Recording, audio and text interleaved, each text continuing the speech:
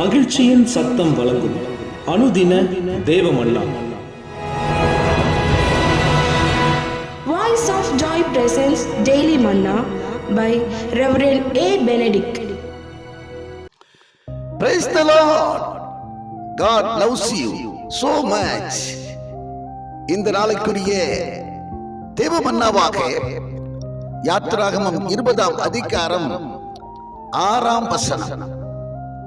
என்னிடத்தில் அன்பு கூர்ந்து என் கற்பனைகளை கை கொள்ளுகிறவர்களுக்கு 1000 தலைமுறை மட்டும் இரக்கம் செய்கிறவராயிருக்கிறேன். அவனை கேட்கிற அன்பான தேவச்சனமே, அவரிடத்திலே அன்பு கூர்ந்து அவருடைய கற்பனைகளை கை கொள்ளுகிற யாவருக்கும் 1-2 தலைமுறை அல்ல, 1000 தலைமுறை மட்டும் அவர் இரக்கம் செய்கிறவராக இருக்கிறார் என்று எழுதப்பட்டிருக்கிறது. ஆம், என்னை கேட்கிற அன்பான தேவச்சனமே, மிக அருமையாக ஒரு வார்த்தை விதமாய் சொல்லுகிறதை நான் பார்க்கிறேன். மீகாவின் புத்தகத்திலே 6ஆம் அதிகாரம் 8ஆம் வசனம்.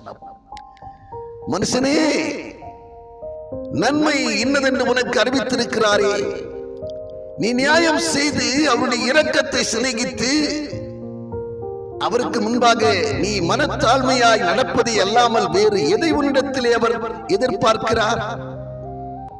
உன்னுடைய பணத்தை அல்ல, உன்னுடைய செல்வத்தை அல்ல, உன்னுடைய உடைமையை அல்ல.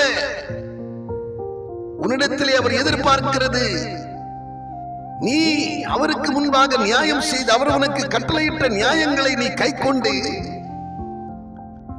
அவருடைய இரக்கத்தை சிநேகித்து அவருக்கு முன்பாய் மனத்தாழ்மையாய் நடக்க வேண்டும் என்கிறதை உன்னிடத்திலே எதிர்பார்க்கிறார். ஆம், அவருடைய இரக்கத்தை சிநேகியுங்கள். அவருடைய கோபத்துக்கு ஆளாகாத படிக்கு நாளும் அவருடைய இரக்கத்துக்கு பாத்திரவான்களாய் நடந்து கொள்ளுங்கள். அவருடைய கற்பனைகளை கை கொள்ளுகிறவர்கள், அவரிடத்திலே அன்பு கூர்ந்து அவருடைய கற்பனைகளை கை கொண்டு நடக்கிற தேவ பிள்ளைகள் அவரிடத்திலிருந்து இரக்கத்தை பெறுகிறார்கள். அவருடைய இரக்கத்துக்கு பாத்திரராய் இருக்கிறார்கள். இரக்கம் உள்ளவர்கள் பாக்கியவான்கள், அவர்கள் இரக்கம் பெறுவார்கள். கர்த்தருக்கு பயந்து நடக்கிற தேவ பிள்ளைகளுக்கு தேவ இரக்கம் அவர்களை சூழ்ந்து கொள்ளும். நாம் என கண்பான தேவச்சனமே, ஒரு நாளும் அவருடைய கோபத்துக்கு ஆளாகாத படிக்கு, அவருடைய கோபத்தை வீணாய் சம்பாதிக்காத படிக்கு, அவருடைய இரக்கத்துக்கு பாத்திரராய் நீங்கள் அவரிடத்திலே அன்பு கூர்ந்து கற்பனைகளை நாளும் கை கொண்டு நடக்கிறவர்களாய் காணப்படுங்கள்.